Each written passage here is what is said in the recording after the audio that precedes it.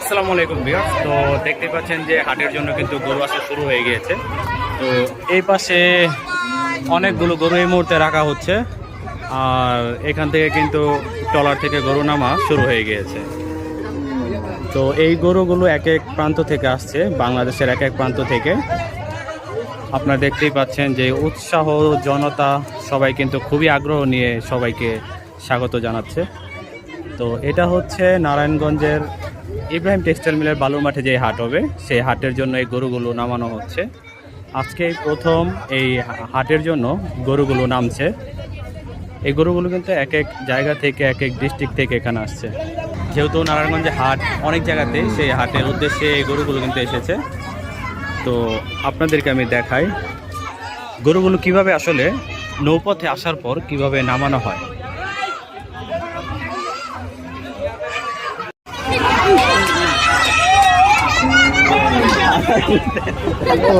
রে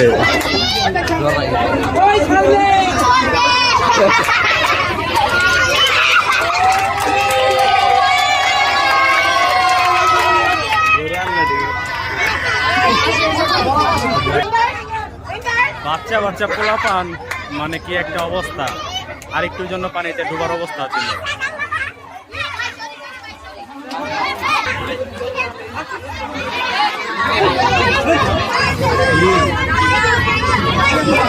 এত এত পরিমাণে উৎসাহ জনতা, আর ছেলেমেয়েরা এখানে এনজয় করছে যে বলার মতো না।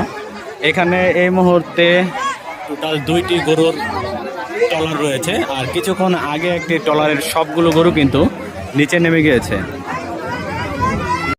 তো এখন একটি গরুকে নামানো হচ্ছে, তবে গরুটি হচ্ছে একদমই ঘাড়তারা, গরুটি নামছে না। আপনারা দেখতেই পাচ্ছেন অবশেষে গরুটি কিন্তু নামলো। তো সবাই তাদের গরুগুলো নামাচ্ছে।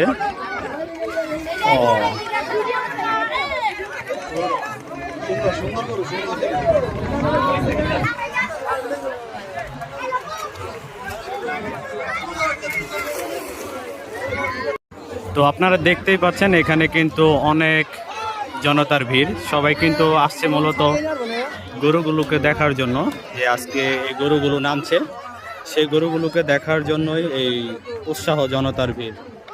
অনেক মানুষ এখানে। তো আমরাও আসলে গরু দেখার জন্য এখানে আসছি। প্রায় 2টি জাহাজ ট্রলার রয়েছে, এখানে একটা আর এ পাশে একটা। তো অনেক মানুষ আশেপাশে। এখন কিন্তু আসলে গরু নামানো হচ্ছে এই ট্রলার থেকে। এখন গরু